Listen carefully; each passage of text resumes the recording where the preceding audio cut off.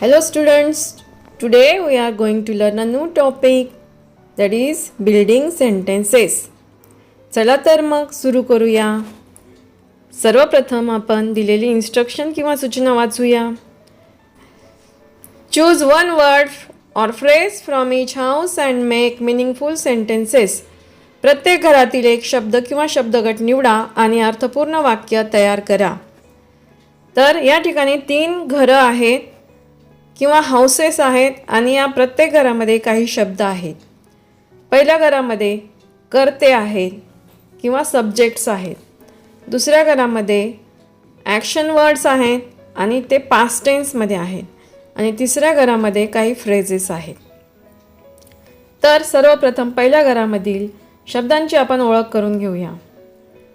पहिला शब्द आहे द लॉयन म्हणजे सिंह, द माऊस म्हणजे उंदीर, अ कॅट म्हणजे मांजर, अ डॉग म्हणजे कुत्रा, अमित मुलाचं नाव आहे, नीना मुलीचं नाव आहे, अ फ्यू मेन म्हणजे काही माणसे आणि सम चिल्ड्रन म्हणजे काही मुले. आता दुसऱ्या घरामधील शब्दांची ओळख आपण करून घेऊया.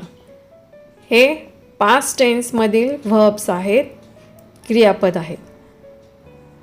स्लेप्ट म्हणजे झोपला, रॅन म्हणजे पळाला, जम्प्ड म्हणजे उडी मारली, क्लाइम्ड म्हणजे चढला, वॉक्ड म्हणजे चालला आणि फेल म्हणजे पडला.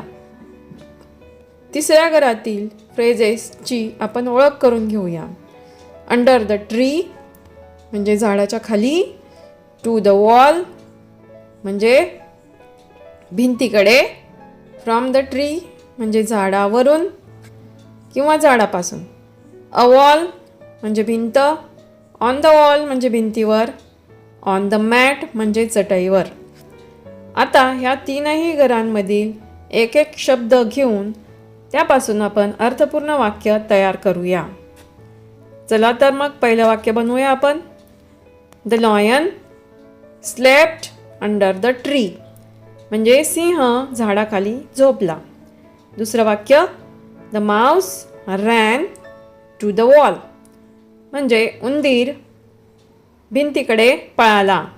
तिसरं वाक्य a cat jumped from the tree मांजरीने झाडावरून उडी मारली. चौथं वाक्य a dog climbed a wall म्हणजेच कुत्रा भिंतीवर चढला. पाचवं वाक्य Amit walked on the wall Amit भिंतीवर चालला.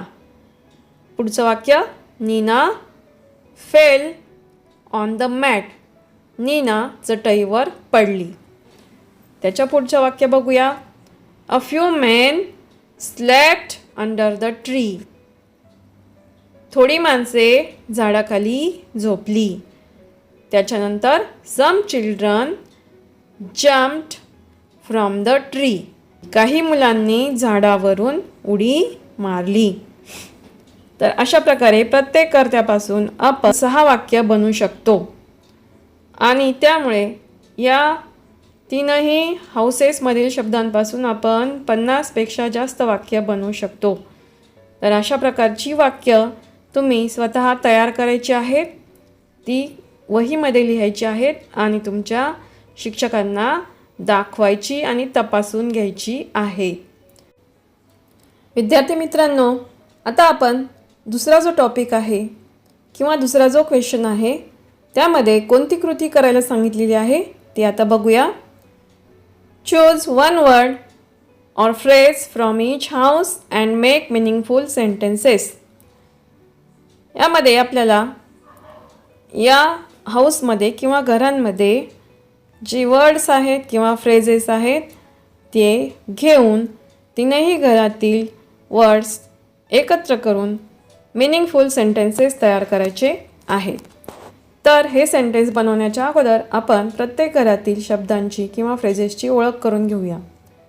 पहिला शब्द आहे आय विल म्हणजे मी करील, वी विल म्हणजे आम्ही करू, यू विल तू करशील, ही विल तो करेल, शी विल म्हणजे ती करेल, इट विल म्हणजे ते करील आणि दे विल म्हणजे ते करतील. हे सर्व फ्रेजेस भविष्यकाळाशी संबंधित आहे. त्यानंतर दुसऱ्या हाऊसमध्ये जे शब्द आहेत हे सुद्धा ॲक्शन वर्ड्स आहेत आणि ते आपल्याला भविष्यकाळातील किंवा फ्युचर टेन्सचे वाक्य बनवण्यासाठी आपल्याला उपयोगी पडणार आहे. त्यांचा अर्थ समजून घेऊया. सिंग म्हणजे गाणे, स्टडी म्हणजे अभ्यास करणे, लिव्ह म्हणजे सोडून जाणे, प्ले म्हणजे खेळणे, वॉश म्हणजे धुणे, पेंट म्हणजे रंग देणे, स्पीक म्हणजे बोलणे, राईट म्हणजे लिहिणे, मेक इट म्हणजे बनवणे. आता पुढच्या हाऊसमधील शब्दांची आपण ओळख करून घेऊया. पहिला शब्द आहे टुमारो म्हणजे उद्या, टुडे म्हणजे आज, टू नाईट म्हणजे आज रात्री, on the day after tomorrow म्हणजे उद्यानंतरच्या दुसऱ्या दिवशी, 2 days आफ्टर टुमारो म्हणजे उद्यानंतरच्या 2 दिवसांनी, ॲट वन्स म्हणजे एकदा, सून म्हणजे लगेच नंतर आणि लेटर म्हणजे नंतर. आता या तीनही हाऊसेसमधील शब्द जोडून आपण वाक्य बनवूया, अर्थपूर्ण वाक्य तयार करूया. चला तर पहिलं वाक्य बनेल आय विल सिंग टुमारो. मी उद्या गाईल. We will study today. आम्ही आज अभ्यास करू. You will leave tonight. तू आज रात्री सोडून जाशील. He will play on the day after tomorrow. तो परवा खेळेल. She will paint tomorrow. ती उद्या रंग देईल. It will play tomorrow.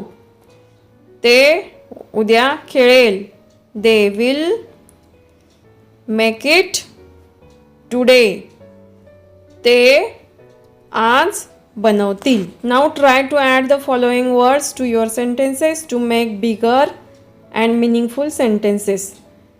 आता हे जे खालचे शब्द दिलेले आहेत हे शब्द जर आपण त्यामध्ये ॲड केले तर अजून जास्त अर्थपूर्ण वाक्य आपल्याला बनवता येतील. बघू आपण. बघा आय विल सिंग टुमारो. यातला एक शब्द घेऊ a song.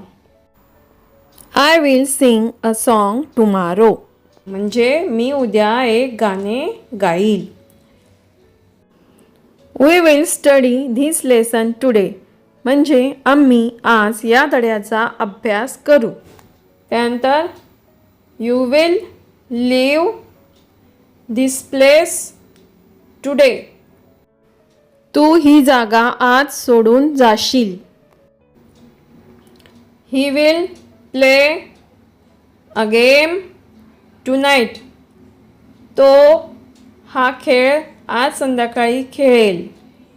She will paint a picture soon. ती या चित्राला लवकरच रंग देईल.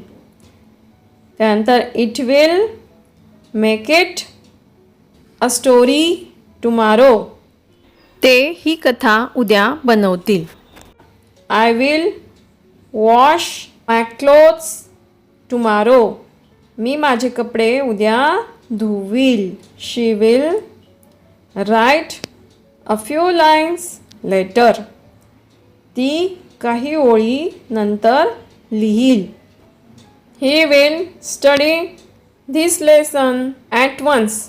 तो या धड्याचा एकदा अभ्यास करेल. अशा प्रकारे अर्थपूर्ण वाक्य आपण जास्तीत जास्त प्रकारे बनवायची आहेत. ती वहीत लिहायची आहेत आणि आपल्या शिक्षकांकडून तपासून घ्यायची आहेत. व्हिडिओ आवडल्यास लाईक, कमेंट, शेअर आणि चॅनलला सबस्क्राईब जरूर करा. धन्यवाद.